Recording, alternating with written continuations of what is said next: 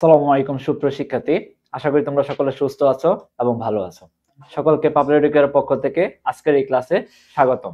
আজকে তোমাদের হচ্ছে ফিজিক্স 1 এর যে সাজেশন মিড টার্ম, বিশেষ করে তোমাকে যদি বলা হয় যে মিড টার্মে তোমার কি কি ইম্পর্টেন্ট, শুধু তোমাকে যদি মিড টার্মকে বলি এটা বললেও ভুল হবে। তোমার সেমিস্টারের জন্য কি একটা খুবই গুরুত্বপূর্ণ ক্লাস হতে যাচ্ছে আজকে। আজকে আমি তোমাদের যে সাজেশন মূলক, আজকে পুরোটাই থাকবে, কোনো অধ্যায় ভিত্তিক না। আজকে আমি তোমাদের সাজেশন মূলক ক্লাস নিব ইনশাল্লাহ। ঠিক আছে, এখান থেকে তুমি শতভাগ কমন পাবা, তোমাকে আমি এই গ্যারান্টিটুকু দিতে পারি। আজকে ক্লাসে তুমি এটা এনশিওর, তোমাকে আমি এনশিওর করতেছি যে তুমি এখান থেকে শতভাগ কমন পাবা ইনশাল্লাহ। তাহলে চলো আমরা শুরু করি। ঠিক আছে, চলো আমরা শুরু করি, মনোযোগ সহকারে ক্লাসটা করি। দেখো, প্রথমে আসতেছে কি ভরবেগের নিত্যতা সূত্রটি বিবৃতিমূলক এবং নিউটনের তৃতীয় সূত্র হতে কি এটি প্রমাণ করো। অর্থাৎ ভরবেগের সংরক্ষণশীলতা সূত্র, যেটা সহজ কথায় বল, ভরবেগের সংরক্ষণশীলতা সূত্র বলতে তুমি সাধারণ নলেজে তোমাকে কি বলে যে কি সংঘর্ষের পূর্বে এবং সংঘর্ষের পরে ভরবেগে কোনো পরিবর্তন হয় না, তাই না? এটি হচ্ছে ভরবেগের সংরক্ষণশীলতা সূত্র। এখন এটাকে কোন সূত্র থেকে প্রমাণ করতে হবে? অর্থাৎ এখানে বোঝাচ্ছে যে ভরবেগের সংরক্ষণশীলতা, এই যে তোমার এই সূত্রটা লিখলে তুমি বুঝবা এটা কি। এই যে m1 b1 plus m2 v2 equal to কি m1 u1 plus m2 u2। এই যে এই সূত্রের যে প্রতিপাদনটা, এটা কি মূলত আমার প্রমাণ করতে বলছে, এটা কি এখানে আমার প্রতিপাদন করতে বলছে। ঠিক আছে, আচ্ছা, তাহলে এইটা যদি আমার প্রতিপাদন করতে বলে, তাহলে নরমালি কি আমরা কি বিবৃতিতে বলবো যে বললাম সংঘর্ষের পূর্বে এবং সংঘর্ষের পরে কি ভরবেগের পরিবর্তন কি পরিবর্তন হবে না, যা থাকবে সংঘর্ষের পূর্বে যা থাকবে ভরবেগের সংঘর্ষের পরও কি একই থাকবে। এটা হচ্ছে ভরবেগের সংরক্ষণশীলতা বিবৃতি যেটা বলে। এখন হচ্ছে নিউটনের তৃতীয় সূত্র। এখন স্যার নিউটনের তিনটা সূত্র আমরা জানি। প্রথম সূত্র হচ্ছে কি ওই যে কি বাহ্যিক বল প্রয়োগ না করা হলে স্থির বস্তু চিরকাল স্থির থাকবে এবং কি গতিশীল বস্তু চিরকাল গতিশীল থাকবে। এই যে এটা হচ্ছে কি তার প্রথম সূত্র, অর্থাৎ শূন্যতম প্রথম সূত্র। আর দ্বিতীয় সূত্রটা আমরা কি শিখছিলাম, ওই যে F = ma আমরা পড়ছিলাম না, এটা আমরা দ্বিতীয় সূত্র পড়ছিলাম, যে এটা আমরা প্রতিপাদন করাইছিলাম যেটা। আর তৃতীয় সূত্র কি, যে আমরা ধরো এখানে একটা ধাক্কা দিলাম, আমি কি যে ক্রিয়া এবং প্রতিক্রিয়া বল কি পরস্পর সমান, অর্থাৎ আমি যে বলে কোনো কিছুকে আঘাত করব, ধরো আমি এখানে একটা বস্তু, প্রত্যেক ক্রিয়ার একটা কি বিপরীত ক্রিয়া আছে, আর সেটা কি সমান, এবং কি শুধুমাত্র কি বিপরীত। ধরো এই যে আমি এখানে একটা বস্তু আছে, এটার উপর আমি এখানে একটা বল, যে বলে এটাকে আমি যে বলটা প্রয়োগ করব, ঠিক এটা বিপরীত দিক থেকে সেম বলটাই আসবে, সমান মানটাই আসবে, জাস্ট কি হবে দিকটা পরিবর্তন, একটা কি হবে দিকটা। এটা যদি আমি এফ ধরি এটা হবে কি -f, আর এটাকে যদি আমি -f ধরি এটা হবে কি +f। বুঝাতে পারছি? এটা হচ্ছে নিউটনের তৃতীয় সূত্র। আমি জাস্ট খালি তোমাকে মেইন থিমটা বুঝাইতেছি, তোমরা অনেকে তো খালি বইয়ের ভাষায় পড়ো, সেটাও তো হচ্ছে না। আমি তোমাকে মেইন থিম যেটা হচ্ছে কি ক্রিয়া এবং প্রতিক্রিয়া, ওই যে আমরা যখন ছোটবেলা ছিলাম 9 তো তোমাদের এই সূত্রটা ছিল।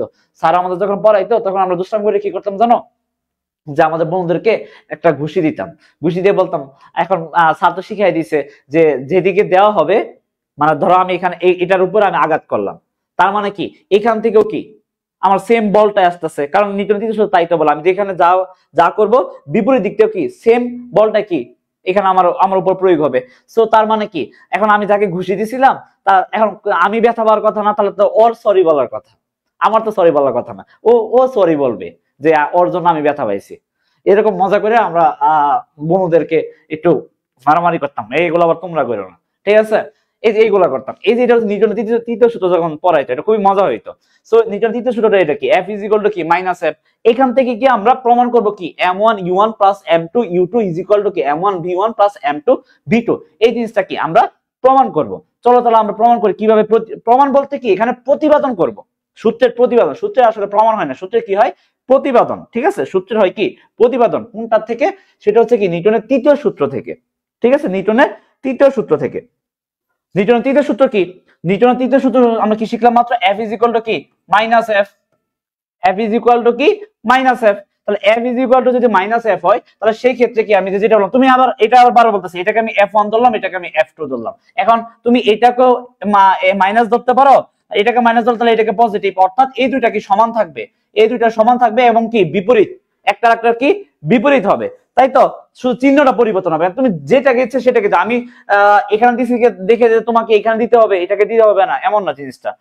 f ইজ ইকুয়াল টু কি মাইনাস। এখন তোমার নট নেসেসারি যে এখানে তোমাকে দিতেই হবে, তুমি চাইলে এটাকেও দিতে পারো। এখন তুমি এটাকে f1 ধরলাম, এটাকে আমি f2 ধরলাম। এখন আমরা নিউটনের দ্বিতীয় সূত্র অনুসারে আমরা পড়ছিলাম না যে কি ভরবেগের যেদিকে ভরবেগের যে একটা ভরবেগে আছে যেটা কি f is equal two ma। নিউটনের দ্বিতীয় সূত্রতে আমরা পাইছিলাম কি f is equal two ma, তাই তো f is equal two ma। তাহলে আমি এখানে এটা সেই সূত্রটাকে আমি কি প্রয়োগ করি, চলো সেই সূত্রটা আমরা কি করি প্রয়োগ করি। তাহলে কি m এটা কি যেহেতু 1 ধরছি, তাহলে আমি এখানে ধরি m1 a1 is equal to কি মাইনাস থাকলো এই পাশে কি m2 a2, তাই তো এটাই তো আসলো।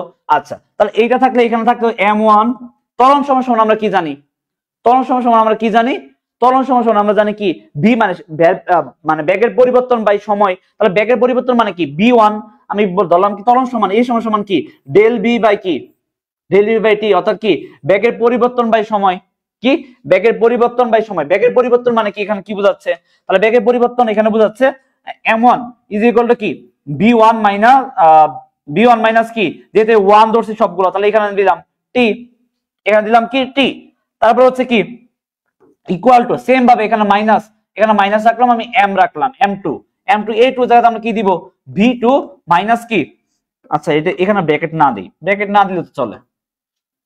আচ্ছা m2 a2 মানে কি v2 মাইনাস u2 বাই কি t, এটাই তো আসতেছে, তাই তো এটা হচ্ছে কি মাইনাস আছে কিন্তু এটার সাথে গুণ, তাহলে আমি এটার সাথে এখন ব্র্যাকেট দিতে পারো তুমি চাইলে, এটার সাথে কি এটা আবার কি গুণ আকারে আছে,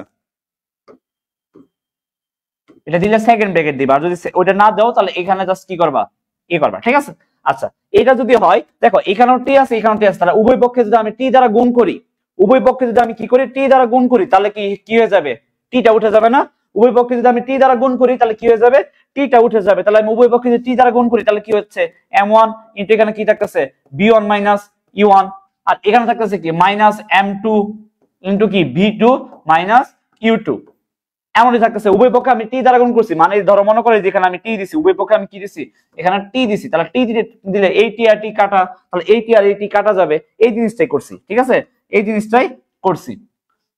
এখানে লিখবা উভয় পক্ষে কি এখানে লিখে দিবা, আবার উভয় পক্ষে টি দ্বারা গুণ করে, উভয় পক্ষে কি দ্বারা গুণ করে টি দ্বারা গুণ করে। তারপরে দেখো এখানে আসতেছে কি m1 b1 minus m1 u1 is equal to কি minus m2 v2 plus minus মাইনাসে কি হয়ে যাবে প্লাস, এই যে মাইনাস এই যে মাইনাস মাইনাস মাইনাস প্লাস কি হয়ে যাবে প্লাস, তাহলে m2 u2, ঠিক আছে m2 u2 গেল। তারপরে কি তারপর হচ্ছে দেখো এই যে v গুলো একসাথে আনি u গুলো একসাথে আনি, মানে v হচ্ছে কি শেষ বেগ আর আদি বেগ গুলো মানে আদি বেগ মানে mb মানে কি ভরবেগ, ভর m হচ্ছে বস্তুর ভর আর v হচ্ছে কি বেগ আর u হচ্ছে কি বেগ, m হচ্ছে বস্তুর ভর, ওইটা হচ্ছে u হচ্ছে আদি বেগ আর v হচ্ছে কি শেষ বেগ। তাহলে হচ্ছে সংঘর্ষের পূর্বে কোন বেগ হবে ভরবেগ যদি বলি তাহলে কোনটা নির্দেশ করবে m1 u1, ঠিক আছে m2 u2 এগুলো কি সংঘর্ষের পূর্বে, আর সংঘর্ষের পরে কোনগুলো m1 v1 m2 v2, clear বুঝতে পারছি এই জিনিসগুলো। তাহলে এখন v গুলো একসাথে নিয়ে আসি, তাহলে m1 v1 মাইনাস এই পাশে গেলে কি হয়ে যাবে plus m2 v2 is equal two দেখো এই যে m1 u1 এর মাইনাস আছে তাহলে এই পাশে আসলে কি হয়ে যাবে প্লাস, তাহলে m1 u1 plus m2 u2, ঠিক আছে m2 u2, তাহলে মানে কি m1 v1 প্লাস m2 ও v2 ইজ ইকুয়াল টু কি m1 u1 plus m2 u2। এখন তুমি চাইলে এই যে এই টাইপ এই সাইডে লেখো, একটু সাজায় লেখো, অতএব m1 u1 plus m2 u2 is equal to কি m1 v1 plus m2 v2।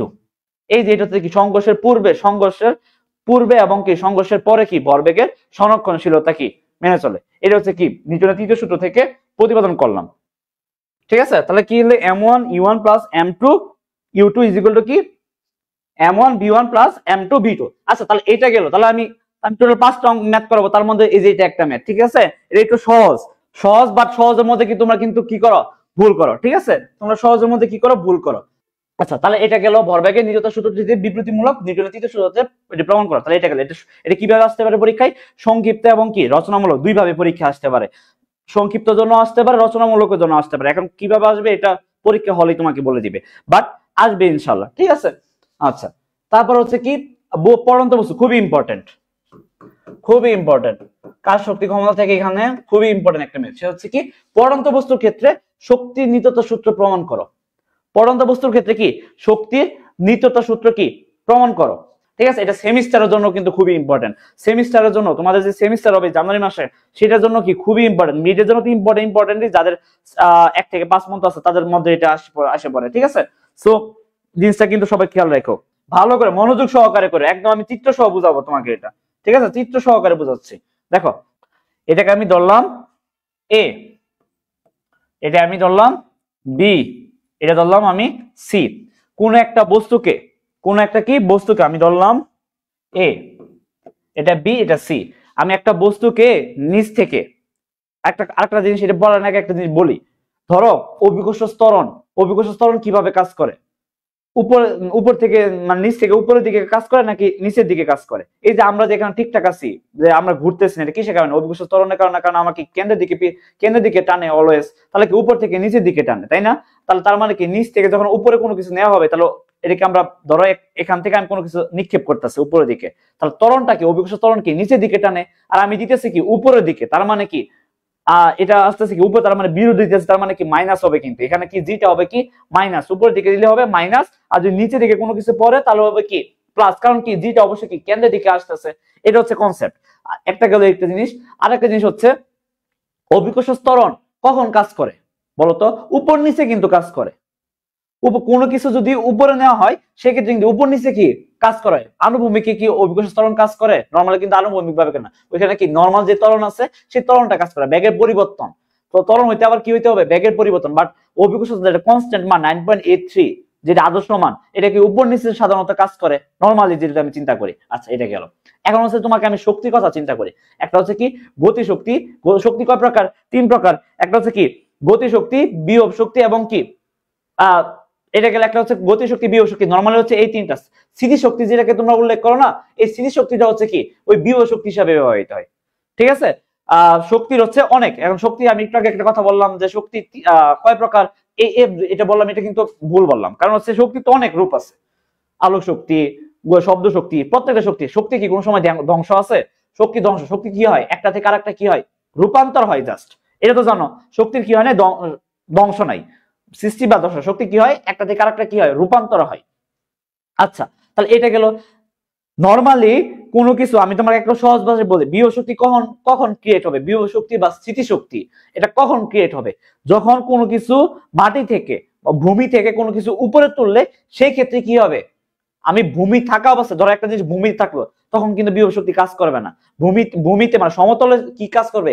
গতি শক্তি কাজ করে। বাট কোনো কিছু যদি ভূমি থেকে কোনো কিছু উপরে তুললাম, উপরে তোলা মাত্র কি সেটা কি ওইটার মধ্যে কি হবে? শক্তি সঞ্চয় হবে। আর যে শক্তিটা সঞ্চয় হবে সেই শক্তিটা হচ্ছে কি স্থিতিশক্তি বা কি বিভব শক্তি। কথাটা বুঝছো? ধরো একটা জিনিস এখানে আছে, এটা হচ্ছে ভূমি, এটা হচ্ছে ভূমি, এটা আছে বা এই বস্তুটাকে আমি এখানে নিয়ে গেলাম, বা এই বস্তুটাকে আমি এখানে নিয়ে গেলাম, এটা হচ্ছে ভূমি, এখানে নিয়ে গেলাম। এই তিনটা কোনো অবস্থাতে কিন্তু কি নাই?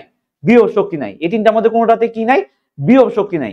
বাট আমি যদি এই তিনটা বস্তুকে একটু ধরো, এই বস্তুটাকে আমি কি করলাম এখানে নিলাম, এটার মধ্যে কি আছে? বিভব শক্তি আছে। এই বস্তুটাকে আমি এখানে নিলাম, এটার মধ্যেও কি আছে? বিভব শক্তি আছে।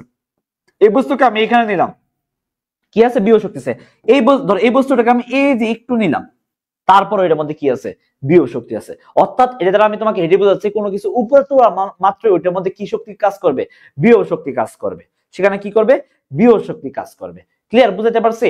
আর গতি শক্তি নরমালি এখানে হইতে পারে। ঠিক আছে, সো আমি এখানে চিন্তা করব আমার এতে। এখন দেখো আমি আরেকটা কনসেপ্ট বলতেছি, এখানে গেল, ভালো করে বুঝো কথাগুলো, কিন্তু ভালো করে বুঝো, মনোযোগ সহকারে করো। দেখো এতে, দেখো আমি কোন বস্তুটাকে এখান থেকে সর্বোচ্চ উচ্চতা কি এতে নিয়ে গেলাম, কি এতে নিয়ে গেছি। এখন কথা হচ্ছে আমার আমার যেটা প্রমাণ করতে হবে, দেখো এখানে কি প্রমাণ করতে বলছে, কি এখানে প্রমাণ করতে বলছে শক্তির নিত্যতা সূত্র। পরন্ত বস্তুর ক্ষেত্রে শক্তির নিত্যতা সূত্র, অর্থাৎ এতে বিতে সিতে তিনটা বিন্দুতে কি হবে? শক্তি যাতে সমান থাকে। ঠিক আছে, মানে আমার প্রমাণ করতে হবে এতে যে পরিমাণ শক্তি আছে, বিতে যে পরিমাণ শক্তি আছে, সিতে যে পরিমাণ শক্তি আছে, এই তিনটা শক্তি কি সমান। এটা কি আমার উদ্দেশ্য, এটাকে আমরা বের করতে হবে, প্রমাণ করতে হবে। তুমি এটা গাণিতিক ভাবে প্রমাণ করতে পারো, অথবা তুমি মান না বসাও কি প্রমাণ করতে চাও। আমি তোমাকে যেটা করাচ্ছি এটা মান না বসাই, ঠিক আছে, মান না বসাই আমি করাচ্ছি। ঠিক আছে, আচ্ছা তাহলে এইটা গেল। তাহলে এতে এখন তোমাকে আগে পরীক্ষার হলে আগে বুঝতে হবে এ তে কোন শক্তি থাকে, বি তে কোন শক্তি থাকে, সি তে কোন শক্তি থাকে। এখন ফুল কনসেন্ট্রেশন দিয়ে কথাগুলো ভালো করে শোনো, কি বলতেছি ভালো করে মনোযোগ সহকারে শোনো। এই সি তে, এই যে সিটা আছে, এই সি তে শুধুমাত্র কি থাকে জানো, এই সি বিন্দু সবার ভূমিতে, এই সি বিন্দুতে শুধুমাত্র কি, এটা কি কোনো উপরে আছে, এটা একদম ভূমিতে আছে না, এটা একদম ভূমিতে না। তার মানে কি তোমাকে আমি একটু আগে বললাম কোন কিছু যদি একবার ভূমি অবস্থায় কোনো কিছু উপরে না থাকে তাহলে সেখানে কি বিভব শক্তি কাজ করবে, সেখানে কাজ করবে না। তার মানে এই সি তে কি আছে, শুধুমাত্র বিভব শক্তি, শুধুমাত্র কি গতি শক্তি আছে, এখানে শুধুমাত্র কি আছে, গতি শক্তি, এখানে শুধুমাত্র কি আছে, গতি শক্তি আছে। ঠিক আছে, আর গতি শক্তি কি দ্বারা প্রকাশ করা হয়, ই কে, এই যে আমরা লিখি না ই কে, ই কে, ইপি, এই যে এগুলো যে লিখি এগুলো কি, ইপি মানে হচ্ছে, ই মানে হচ্ছে এনার্জি, ই কে মানে কাইনেটিক এনার্জি মানে অর্থাৎ কি গতি শক্তি, আর ইপি মানে হচ্ছে পটেনশিয়াল মানে হচ্ছে বিভব শক্তি। বুঝাতে পারছি, এটা গেল। তারপর হচ্ছে সি হচ্ছে কি গতি শক্তি, সিটা হচ্ছে কি গতি, সিতে কি থাকে শুধুমাত্র গতি শক্তি, গতি শক্তি থাকে, বিভব শক্তি কি এখানে থাকে না, এখানে কি থাকে না, বিভব শক্তি থাকে না, এখানে কি থাকে না, বিভব শক্তি লিখেও দিতেছি, নোট করতে পারো চাইলে, আজীবন কাজে লাগবে, বিভব শক্তি থাকে না। অ্যাডমিশনের সময় লাগবে, ডুয়েট যে অ্যাডমিশন, এই ডুয়েট অ্যাডমিশনও কিন্তু এই ম্যাথটা খুবই ইম্পর্টেন্ট। এই কাজ শক্তি ক্ষমতা থেকে এই পড়ন্ত বস্তুর এই ম্যাথটা, আরেকটা হচ্ছে তোমার হচ্ছে এই কোয়ার অঙ্কটা। ঠিক আছে, এই দুইটা ম্যাথ ডুয়েট অ্যাডমিশনের জন্য খুবই ইম্পর্টেন্ট। বিভব শক্তি শূন্য, বিভব শক্তি কত, শূন্য থাকে। ঠিক আছে, এটার মধ্যে গেলে এটা। বিতে, বি হতে কি থাকে, আমি এর থেকে আমি সবকিছু চিন্তা করতেছি, এই থেকে আমি সবকিছু ছাড়তেছি, এ থেকে ধরো এই একটা বস্তু, এতে কি আছে একটা বস্তু, তার মানে মাটি থেকে এটা সবচেয়ে উচ্চতায় আছে, তার মানে হচ্ছে কি এখানে অবশ্যই কি আছে, বিভব শক্তি আছে, বিভব শক্তি আছে, বিভব শক্তি আছে। বাট এতে যা আছে এটা কি এতে আছে না, এখানে কি স্থির অবস্থায় আছে না, আমি তো বস্তুটা তো এতে আছে, এ থেকে তো আমি এগুলো ছাড়বো তাই না। ধরো এই যে বস্তুটা, মনে করে এই যে বস্তুটা, এই বস্তুটা এতে আছে, এই আমার মাথায় যে চোখ বরাবর এটা হচ্ছে এ, আর আছে আমার এই যে পেট বরাবর যেটা হচ্ছে বি, আর পা যেটা আছে এটা সি। তাহলে এতে এখানে আছে, এখান থেকে যদি আমি কোনো কিছু না সারি, যতক্ষণ না সারবো ততক্ষণ কি এটা ব্যাকপ্রাপ্ত হবে। এই যে এখানে আছে, এখান থেকে আমি যে কোনো কিছু না সারি ব্যাকপ্রাপ্ত হবে, এখানে যে এখানে আছে ধরো এখানে এতে এটা আছে, এটা কোনো ব্যাক আছে এটার, এটা ব্যাক কি শোনো না, যদি ব্যাক না থাকে তাহলে গতিশক্তি কি আছে এখানে, তার সর্বোচ্চ উচ্চতায় যেটা থাকে এটা কি গতিশক্তি আছে না, এখানে কি এতে কি কোনো গতিশক্তি নাই, বি ব্যাক শূন্য, ব্যাক শূন্য মানে গতিশক্তি কি ই কে সমান সমান কি হাফ এম বি স্কয়ার। তাহলে ওইখানে তো ভি যদি ভি এর মান যদি 0 হয় তাহলে টোটাল কি হবে, ভ্যালুটা কি হবে 0।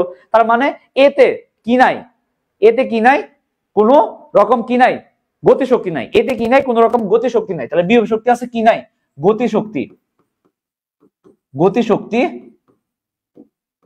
নেই, গতিশক্তি কি, গতিশক্তি নেই। ঠিক আছে, এতে কি বিভব শক্তি আছে বাট গতিশক্তি নেই, এতে বিভব শক্তি আছে, এতে বিভব শক্তি আছে বাট গতিশক্তি নেই। আর এখানে কি সি তে কি গতিশক্তি আছে বাট এখানে কি বিভব শক্তি নেই।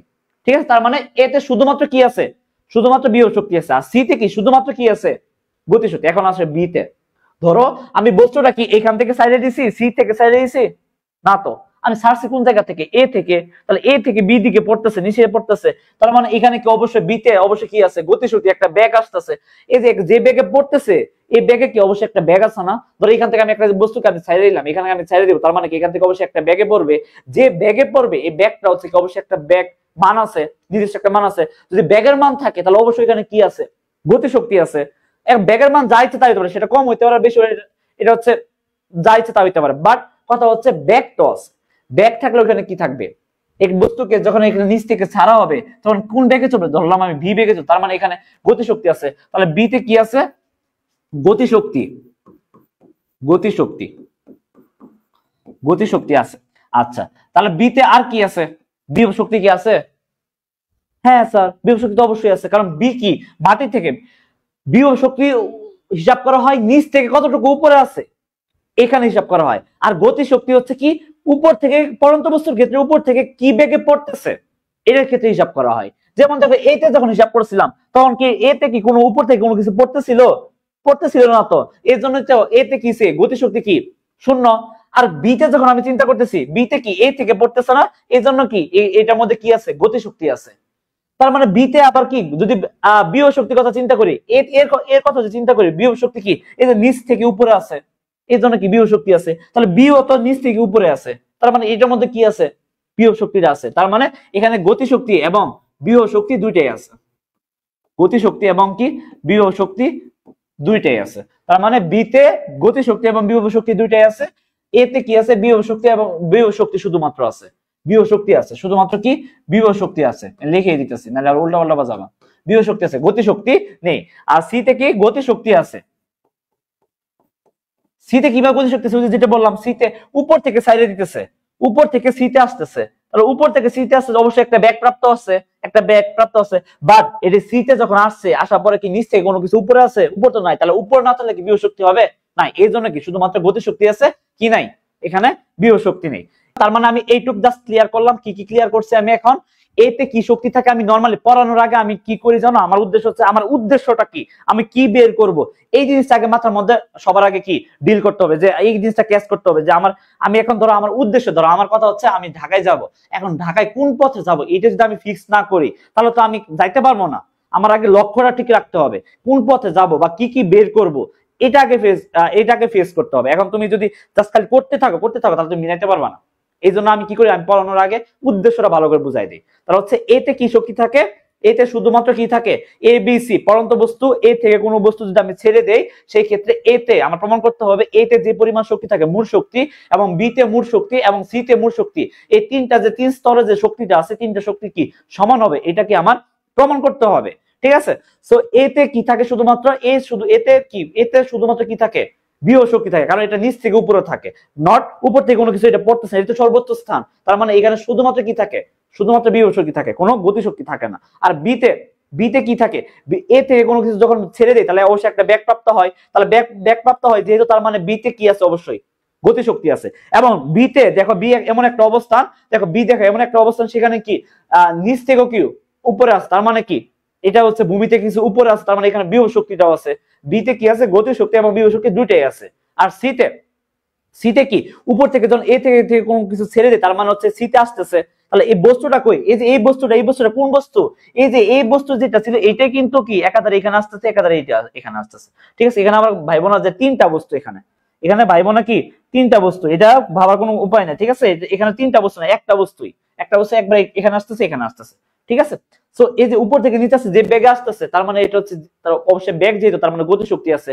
বাট এখন কথা হচ্ছে এটা কি ভূমি থেকে কোনো কিছু উপরে? এটাই তো ভূমি, এটাই তো ভূমি। যেহেতু এটাই যদি ভূমি থাকে তাহলে কি ভূমিতে উপরে আছে না? তো আর আমি তো আগে বলছি কোনো কিছু উপরে যদি ভূমিতে যদি উপরে না থাকে তাহলে সেখানে কি বিভব শক্তি কাজ করবে? তার মানে এখানে কি সিতে কি বিভব শক্তি শূন্য, শুধুমাত্র কি আছে এখানে? শুধুমাত্র গতি শক্তি আছে।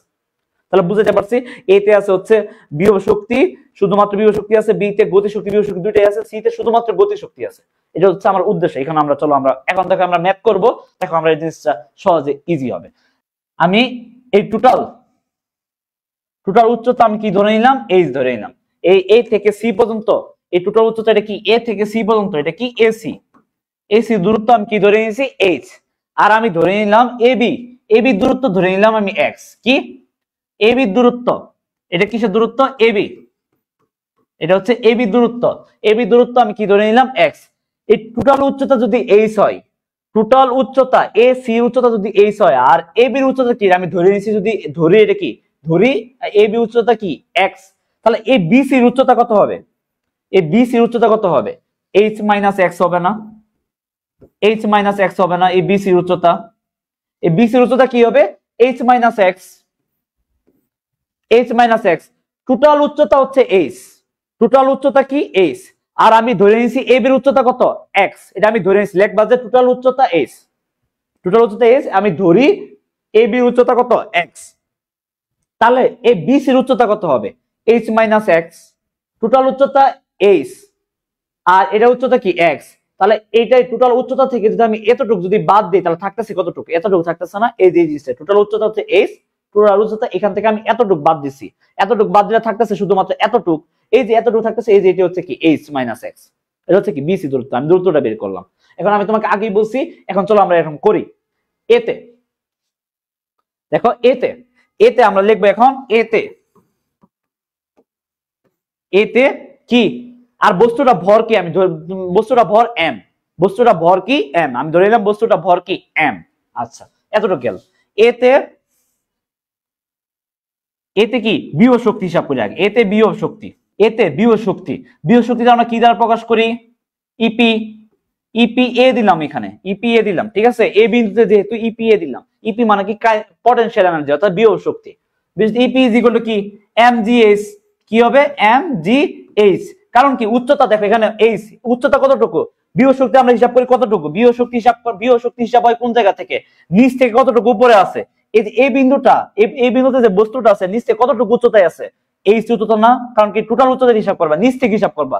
বিভব শক্তি হিসাব করবে কি নিচ থেকে, নিচ থেকে কতটুকু উপরে আছে, তার মানে কি কতটুকু উপরে আছে এই এইচ উচ্চতা, তার মানে হচ্ছে কি বিভব শক্তি কি আমরা সূত্র জানি কি এমজিএস, আর কাইনেটিক এনার্জি গতি শক্তি হাফ এমবি স্কয়ার, এটা তো জানি। আচ্ছা তাহলে কতটুকু টোটাল উচ্চতা কি এইচ, তাহলে হচ্ছে বিভব শক্তি কি হবে এখানে, বিভব শক্তি হবে এইচ, তাহলে এমজিএইচ এটা গেল, ঠিক আছে। এটা কি বিভব শক্তি। আর গতি শক্তি কত, এই বিন্দুতে কি গতি শক্তি, গতি শক্তি কি E K A is equal two কত 0 না, তার মানে কি অতএব এ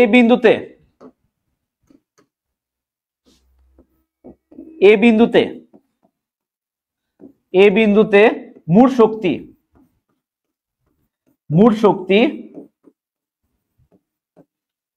কি ইপি এ, আচ্ছা মোট শক্তি ই এ, মোট শক্তি কি দ্বারা প্রকাশ করবা, ই এ দ্বারা প্রকাশ করবা।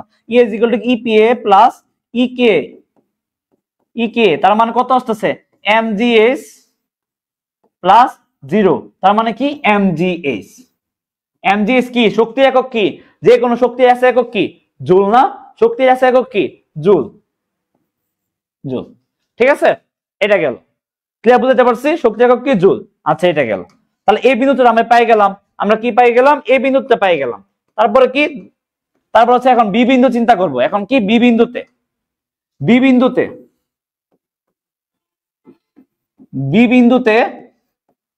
কি বের করি, আগে বিভব শক্তি বের করি। বি বিন্দুতে বিভব শক্তি, আচ্ছা বিভব শক্তি না ইপিবি মানে পটেনশিয়াল এনার্জি, তাহলে ইপিবি বি বিন্দুতে যেহেতু, তাহলে কি এম জি এইচ, এইচটা কতটুকু হিসাব করো তো, এইচটা কত হবে এখানে বলো, এইচটা কি শুধুমাত্র এইচ হবে, টোটাল উচ্চতা হবে, টোটাল উচ্চতা হবে না তো, এখানে এইচ কতটুকু হবে। বি বিন্দুতে আমি যখন বিভব শক্তি হিসাব করব, তখন উচ্চতা কতটুকু নিব, এই টোটালটা নিব না এই যে এক্স টুক নিব, নাকি এই যে এইচ মাইনাস এক্স নিব। বি বিন্দুতে যখন আমরা কি হিসাব করব বিভব শক্তি, বি বিন্দুতে যদি আমি বিভব শক্তি হিসাব করি তাহলে কতটুকু উপরে আছে, বিভব শক্তি কি আমি কতটুকু উপরে, তাহলে এইচ মাইনাস মাটি থেকে এতটুকু উপরে, তার মানে কি এইচ মাইনাস এক্স না, এতটুকু দূরত্ব, এইচ মাইনাস এক্স, তাহলে এখানে উচ্চতা কি হবে এইচ মাইনাস এক্স, এখানে কি এইচ মাইনাস এক্স, কিন্তু উচ্চতা হবে কি বিসি, বিসি, তাহলে কি M G H minus X, ঠিক আছে। এতটুকু পর্যন্ত থাকলো। তাহলে এটা যদি আমি করি, তাহলে এটাকে করলে কি হয় এম জি এইচ, যদি গুণ করে ফেলি তাহলে মাইনাস কি এম জি এক্স, এতটুকু পর্যন্ত থাকলো, এটা আমরা গুণ করে দিলাম, ব্র্যাকেটের সাথে দুইটার সাথে গুণ করে দিলাম। বিসি দূরত্ব কত এইচ মাইনাস এক্স। আচ্ছা এটা গেল। এখন আমরা বের করব কি বি বিন্দুতে, কি বের করব বি বিন্দুতে কি বের করব, গতি শক্তি,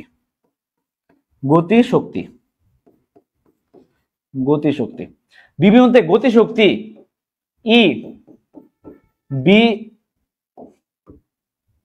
ই কে বি অর্থাৎ kinetic energy is equal to কি half m v B square, ঠিক আছে। বি বিন্দুতে যেহেতু তাহলে ভি বি ধরলাম, ঠিক আছে, B B square half M B square. এখন তো স্যার আপনার তো এখানে একবারও লেখেন নাই, এখানে কি আমি একবারও লিখছি দেখো তো, এখন তো প্রশ্ন আসতে পারে না স্যার এখানে ভি এর মান কত, আমি দেখে আপনি তো বলেন নাই কত বেগে পড়তেছে, এখানে কোনো কিছু বলছি, কত বেগে বলছি এটা তো বুঝি না, বলেন নাই। দেখো না বললেও কিন্তু এখান থেকে বের করা যাবে। কিভাবে বের করা যাবে, ইকুয়েশন অফ মোশন, গতি সমীকরণ আমরা শিখাইছিলাম, v square is equal to you square plus 2s প্রমাণ করে শিখাইছিলাম না, v square is equal to you square 2s, এটা কি সমতলের ক্ষেত্রে, এটা যদি উপর নিচে হইতো তাহলে কি হইতো B square is equal to you square plus 2gs plus কি 2gs, তাহলে B square is equal to you square plus 2gs, তাহলে আমরা চলো ওইটাই আমরা করব। কি হবে, B square is equal to you square plus 2js, এখানে আমরা কি অ্যাপ্লাই করব। আচ্ছা, half M B square is equal to কি ইউ স্কয়ার প্লাস 2gh। এখন h টা এখানে কতটুকু দেখো তো, h যে দিব B square is equal to you square plus 2gh, সূত্র তো আমরা জানি এটা বি স্কয়ার সমান সমান মানে h মানে উচ্চতা এখানে কতটুকু দিব বি বিন্দুর জন্য। আমরা হিসাব করতেছি কি বি বিন্দুর জন্য, বি বিন্দুর জন্য। তাহলে বি বিন্দুতে যদি আমি এই উচ্চতা যদি আমি মাপি, তাহলে এখানে আমরা কি হবে, এই যে বস্তুটা কোন জায়গা থেকে পড়তেছে ব্যাকপ্রাপ্ত হবে কখন, যদি উপর থেকে কোনো কিছু পড়লে সেক্ষেত্রে আমি ব্যাকপ্রাপ্ত হবে। যে আমি নিচ থেকে কোনো কিছু উপরে দিই, তাহলে আমি কি বলছি যে এটা বস্তুটা প্রথমে আসছিল কোথায়, এই বিন্দুতে। বস্তুটা ছিল কোন বিন্দুতে প্রথমে, এই বিন্দুতে। তাহলে এ থেকে তো পড়তেছে, তাহলে এ থেকে যদি পড়ে নরমালি কি হবে, তাহলে এই বিন্দু থেকে যখন নিচে পড়বে তাহলে উপরটুকুতে উচ্চতা হিসাব করব। বিভব শক্তির ক্ষেত্রে নিচ থেকে কতটুকু উপরে আছে এই উচ্চতা হিসাব করব, আর গতি শক্তির ক্ষেত্রে উপর থেকে কতটুকু নিচে পড়তেছে এতটুকু হিসাব করব। তাহলে উপর থেকে কতটুকু নিচে আসতেছে x উচ্চতা, এই বি বিন্দু হিসাব করে, তাহলে মানে a থেকে b এর উচ্চতা কত x, তাহলে h এর মান কত হবে x, বুঝাতে পারছি, এর মান কত হবে x হবে। এটা গেল। তারপর হচ্ছে কি 2gx, কি হবে ইউ স্কয়ার প্লাস 2gx। এখন আমি যখন বলছিলাম আমি বলছিলাম যে কি চোখ বরাবর ধরলাম আমি এ বিন্দু, আর বলছিলাম পেট বরাবর ধরছিলাম আমি কি বি বিন্দু, এবং কি মাটিতে আছে সি বিন্দু। এখানে কি আছিল, আমি যখন ধরেছিলাম এটা কি স্থির অবস্থা থেকে ছিল না। বারবার বলো বস্তুটা কোন জায়গা থেকে, সি তেও যখন পড়তেছে, সি তেও যখন পড়ে এটা কোন জায়গা থেকে পড়ে, এ থেকে পড়ে। সি তেও যখন পড়ে এ থেকে পড়ে, বি তে যখন আসে তাও কোনটা থেকে আসতেছে, এ থেকে আসতেছে। তার মানে এ থেকে যখন আসে সি থেকে, সির বিন্দু ধরো আমি যে এখানে আছে, তাহলে এখান থেকে আমি কোনো কিছু আছে সি অবস্থা থেকে আমি ছেড়ে দিয়েছি না, নাকি আমি একটা ব্যাগ আসলো আগে থেকে যদি ব্যাগই থাকতো তাহলে তো এই বিন্দুতে কি থাকতো, গতিশক্তিও থাকতো। এই বিন্দুতে কোনো গতিশক্তি নাই, কারণ কি উপর থেকে কোনো অবস্থা, কারণ কি এরই সর্বোচ্চ উচ্চতা। তাহলে আমি এখান থেকে সাইড, তার মানে কি সর্বস্থির আদি অবস্থা কত ছিল 0, আদি বেগ কত ছিল 0। তাহলে আদি বেগ 0 থেকেই তো আমি ছাড়তেছি, আস্তে আস্তে আমার একটা বেগ প্রাপ্ত হয়েছে। তাহলে আদি বেগ যদি 0, তাহলে আমি এখানে 0 বসাই, half M 0 square plus 2gx। H কেন দেয় নাই বুঝছো তো, এইচ এর উচ্চতা মানে কি x, এ বির উচ্চতা মানে গতি শক্তির ক্ষেত্রে কতটুকু উপর থেকে আসলো এটি হিসাব করব, আর বিভব শক্তির ক্ষেত্রে কতটুকু নিচ থেকে উপরে আছে এই উচ্চতাটা হিসাব করব। এইটুক মনে রাখলেই হয়েছে। আচ্ছা, তাহলে এটা গেল। এখন দেখো এটার সাথে গুণ করে দাও, 0 সাথে তুমি যাই গুণ করো না কেন ওটা 0ই আসবে, 0 সাথে তুমি যাই গুণ করো এটা 0 আসবে। লেখা লাগবে, লেখা তো লাগবে না। তাহলে হচ্ছে এখানে কি থাকতেছে 0 প্লাস, এটার সাথে আমি যাই গুণ করি না কেন 0ই আসবে, প্লাস হাফ এম ইনটু কত 2gx, তাই তো। আচ্ছা, এই দেখো 2 আর এই 2 কি কাটাকাটি না, এই 2 আর এই 2 কি, এই 2 আর এই 2 কাটাকাটি, তাহলে এখানে থাকতেছে কি mgx, এখানে থাকতেছে কি mgx। তাহলে আমি গতিশক্তি বিবিন্দুতে গতিশক্তি কত পাইলাম mgx। তাহলে চলো আমরা কি বাই করব এখন, মোট শক্তি, গতিশক্তিও পাইছি বিভব শক্তিও পাইছি, এখন আমরা কি হিসাব করব মোট শক্তি। এখন আমরা হিসাব করব মোট শক্তি। তাহলে B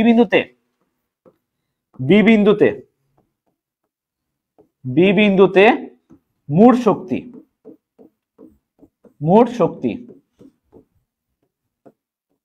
EB is equal to কি EPB প্লাস EKB, তাই তো। তাহলে EPB মানে বিভব শক্তি কত পাইছিলাম, দেখো এই যে বি বিন্দুতে আমি কি পাইছিলাম বিভব শক্তি কত পাইছিলাম mgs মাইনাস mgx। দেখো এই যে বি বিন্দুতে বিভব শক্তি কত পাইছি mgs মাইনাস কি mgx, এটা আমি পাইছিলাম বিভব শক্তি। তাহলে চলো এখানে আমরা জাস্ট বসাবো, এখানে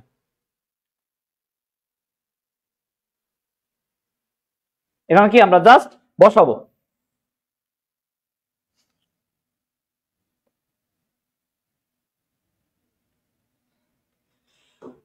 আচ্ছা, তাহলে কি পাইছে mgs মাইনাস mgx এটা। আর গতি শক্তি কত পাইলাম, এই যে মাত্র গতি শক্তি পাইছে কি mgx। তাহলে আমরা প্লাস, সূত্রে প্লাস আছে, এখানে কি সূত্রে প্লাস আছে, প্লাস mgx।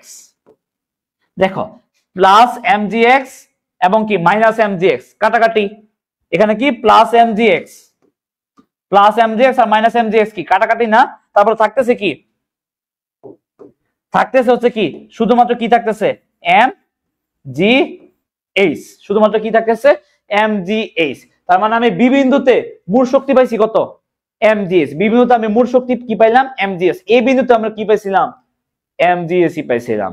তাহলে আমি বি বিন্দুতে আমি মোট শক্তি পাইলাম এম জি এস, এ বিন্দুতে পাইছিলাম এম জি এস। এখন চলো আমরা সি বিন্দুতে বের করি, সি তে যদি এম জি এস পাই তার মানে এ তো এম জি এস, বি তো এম জি এস, সি তো এম জি এস, এতটুকু তাহলে তিনটা ক্ষেত্রে সমান, তাহলে সমান শক্তি, তাহলে কি শক্তি নিত্যতা সূত্র মানতেছে পরন্ত বস্তুর ক্ষেত্রে, বুঝতে পারছি? তাহলে এখানে কি শক্তির একক কি জুল, জুল দেও। আচ্ছা এটা গেল। তারপর চলো আমরা এখন সি বিন্দুটা হিসাব করি। এখন আমরা কি হিসাব করব সি বিন্দুর ক্ষেত্রে, সি বিন্দু, সি বিন্দুতে, সি বিন্দুতে, সি বিন্দুতে আমরা কি পাইছি সি বিন্দুতে বিভব শক্তি, বিভব শক্তি ইপিসি, বিভব শক্তি কত সি বিন্দুতে বিভব শক্তি কত শূন্য না, এটা আগে বলাইছি তোমার আগে বলছো, কারণ কি এটা কোনো কিছু উপরে আছে একদম নিচে আছে না, এটা কি কোনো কিছু উপরে আছে নাই, তাহলে তো জিরো জিরো জিরো জুল। আচ্ছা সি বিন্দুতে গতি শক্তি,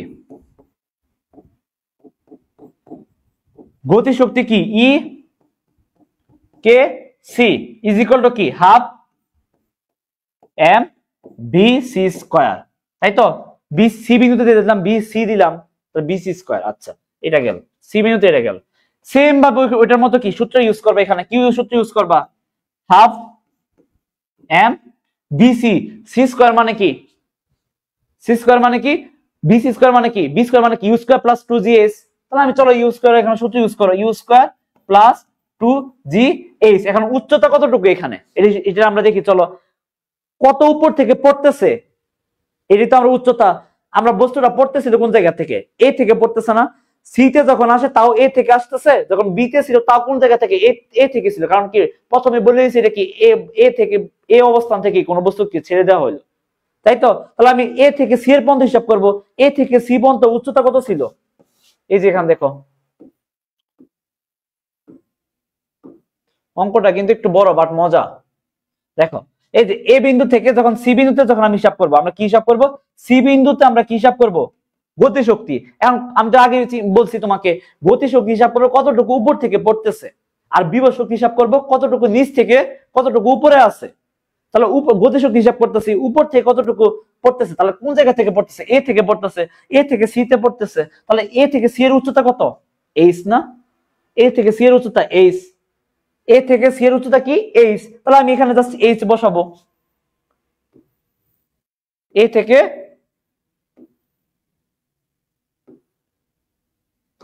উচ্চতা কত এইচ। আচ্ছা এটা গেল, তাহলে হাফ এম, এ থেকে যখন কোনো কিছু ছেড়ে দিছিল ওটা কি স্থির অবস্থা থেকে ছেড়ে দিছিল না, এটা তো একটু আগে আমি বুঝাইলাম, কোনো কিছু যদি উপর থেকে সর্বোচ্চ থেকে ছেড়ে তাহলে স্থির অবস্থা থেকে তো ছিল, স্থির অবস্থা থেকে ছেড়ে ইউ এর মান কত আদিবেগ কত জিরো, তাহলে এখানে কত হবে জিরো প্লাস 2gh, এটা গেল। তাহলে হচ্ছে হাফ এখানে কত হবে জিরো প্লাস কি হবে হাফ এম, পরে হচ্ছে কি ইনটু কি হবে 2gh। এখন কি হবে কাটাকাটি হবে, এখন কি হবে কাটাকাটি হবে, দেখো এই 2 এ 2 কি কাটাকাটি, এই 2 আর এই কি 2 কাটাকাটি, তাহলে এখানে থাকতেছে কি এখানে থাকতেছে হচ্ছে mgh, তাই তো? তাহলে এখন আমরা চলো এখন করব কি সি বিন্দুতে, সি বিন্দুতে, সি বিন্দুতে, সি বিন্দুতে মোট শক্তি, মোট শক্তি, সি বিন্দুতে মোট শক্তি কত, সি বিন্দুতে মোট শক্তি E C is equal to কি EP C plus E K C. বিভব শক্তি কত কতটুকু উপর ছিল একদম তো মাটি থেকে ছিল, তার মানে বিভব শক্তি আমি আগে হিসাব করছি কত শূন্য, প্লাস গতি শক্তি কত পাইলাম mgh, তার মানে কি টোটাল কি পাইলাম mgh জুল, তার মানে এখানে আমরা কি পাইলাম mgh জুল, তার মানে আমি এখানে দেখছো প্রমাণ কিন্তু হয়ে গেছে। সি বিন্দুতে আমার টোটাল শক্তি পাইছি mgh, বি বিন্দুতে আমরা পাইছি কি mgh, এ বিন্দুতে আমরা কি পাইছি mgs। তাহলে তিন স্থানে পরন্ত বস্তুর ক্ষেত্রে তিনটা অবস্থানে কি শক্তি সমান, তার মানে কি এটা হচ্ছে পরন্ত বস্তুর কি শক্তির নিত্যতা, বা তুমি যদি প্রশ্ন যে এটাও আসলে শক্তি সংরক্ষণশীলতা, এটাও আসলে কি একই উত্তর। বুঝাইতে পারছি? আবার ডিরেক্ট বলতে পারে, একটা চিত্র দিয়ে বলতে পারে এ তে বি তে সি তে তিনটা শক্তি সমান, প্রমাণ করো। বুঝাইতে পারছি? দেখো একটু একটু বড় বাট সহজ, আমি কিন্তু একদম সহজে বুঝাইছি। আগে থিম গুলো তোমাকে বুঝাইছি কিভাবে কি হয়, তারপরে কিন্তু আমি তোমাদের এই জিনিসটা করাইছি। এখান থেকে যদি মান দিয়ে কোনো কিছু আসে, যে বললো যে ধরো এই অবস্থানে 5 কেজি ওজনে একটা বস্তু আছে এবং কি টোটাল উচ্চতা এসি মানে উপর থেকে কতটুকু, সি থেকে উপরে আছে ধরলাম আমি 10 মিটার, আমি ধরে নিলাম, আবার ধরে নিয়েছি কি এ থেকে বি এর উচ্চতা ধরে নিয়েছি ধরো 5 মিটার, তার মানে বি থেকে সি এর উচ্চতা, বি থেকে সি এর কত হবে 10 মাইনাস 5, তাহলে কত হবে 5, এখানে 5 ওইখানে 5, তাহলে কি এবার মান দিয়েও কি তোমরা বের করতে পারবে না? মান দিয়েও আসতে পারে পরীক্ষায়। তাহলে এটা কমপ্লিট হয়ে গেল, তাই না? আচ্ছা, তাহলে চলো আমরা নেক্সট মেথডে। তারপর হচ্ছে সংক্ষিপ্ত এবং রচনামূলকের জন্য উভয়ের জন্য এটা আসে। পরীক্ষা আসতে পারে অভিকর্ষ ত্বরণ বস্তুর ভরের উপর নির্ভর করে না, অথবা কি প্রমাণ করো যে জি ইজ ইকুয়াল টু কি G M by R square. এটাও কি বুঝতে পারছো? প্রশ্ন কিভাবে আসতে পারে, হয় আসবে কি দেখাও যে অভিকর্ষ ত্বরণ বস্তুর ভরের উপর নির্ভর করে না, এইভাবে আসতে পারে, অথবা কি আসতে পারে, অথবা প্রমাণ করো যে জি ইজ ইকুয়াল টু কি G M by R square. আমি 5টা ম্যাথ করবো, তার মধ্যে আমি 2টা চলে গেছে, না স্যার 3টা, এটা একদমই সোজা, এটা আমি 2 মিনিট লাগবে সর্বোচ্চ করাইতে। তারপরে গুলো কিন্তু ওই যে প্রাসের গতি, তোমাদের যে প্রাস, এই প্রাসের অঙ্কগুলো কিন্তু তোমরা অনেকে ভুল করো, ঠিক আছে? ওইগুলো আজকে করাবো। প্রমাণ করো যে জি ইজ ইকুয়াল টু কি G M by R square. তাহলে চলো আমরা প্রমাণ করি, ঠিক আছে? আচ্ছা, এখানে ধরো কি নিউটনের মহাকর্ষ সূত্র তো জানো। নিউটনের কি মহাকর্ষ কি দুটি বস্তু কি পরস্পর যে বল আকর্ষণ করে, ওই বল ওই যে দুইটা বস্তু, যে দুইটা বস্তু ছিল, ওই দুইটা বস্তুর যে মধ্যবর্তী দূরত্বের এর বর্গের কি ব্যস্তানুপাতিক, এবং কি যে দুইটা যে বস্তু ছিল, দুইটা বস্তুর কি গুণফলের সমানুপাতিক, তাই তো? তাহলে কি এই যে মানে বোঝাচ্ছে হচ্ছে এফ মানে দুইটা বস্তু, এটা কি নিউটনের মহাকর্ষীয় সূত্র। মহাকর্ষ সূত্র কি জি ইজ ইকুয়াল টু কি এম মানে পৃথিবীর ভর ইন্টু কি m1 বাই কি এম ধরলাম, এখানে ছোট হাতের এম ধরলাম, বাই কি আর স্কয়ার। এটা কি সূত্র ছিল জি এম বাই পৃথিবী কি পৃথিবী এবং যে কোনো একটা বস্তুর মধ্যে যে আকর্ষণ বল, ওই বলটা, ওই আকর্ষণ বা বিকর্ষণ বলটা, এই বলটা এই দুইটা মধ্যবর্তী যে দূরত্ব, এই দূরত্বের কি বর্গের ব্যস্তানুপাতিক, এবং পৃথিবী এবং যে আরেকটা বস্তু যে মধ্যবর্তী যে এই দুইটার কি গুণফল, বস্তুদের গুণফলের কি ওই বলটা কিসের সমানুপাতিক, এই বলটা ওই দুইটা গুণফলের সমানুপাতিক, ঠিক আছে? এই যে মানে বোঝা যেতে যাচ্ছে যে এফ আর এটা কি, যে এফ কি 1 বাই আর স্কয়ার, আর কি এফ সমানুপাতিক কি এম ইনটু এম, এই যে এটা বোঝাচ্ছে। এই দুইটা সমন্বিত সূত্র তো এটা, যখন আমি সমানুপাতিক চিহ্ন তুলে দিব, এই দুইটা যখন আমি সমন্বয় করব, সমন্বয় করার পর যে আমি সমন্বিত চিহ্ন সমানুপাতিক চিহ্ন যদি আমি তুলে দেই, তাহলে একটা ধ্রুবক নিয়ে আসতে হবে, এই ধ্রুবক রয়েছে এই যে এটা, ঠিক আছে? যার মান কত এটা জানো 6.023 ইনটু 10 ইনভার্স 11, তাই তো? আচ্ছা, এটা গেল। এখন কথা হচ্ছে কি বের করবো আমরা, এখান থেকে আমরা বের করবো, এটা হচ্ছে মহাকর্ষ সূত্র, গেল নিউটনের মহাকর্ষ সূত্র।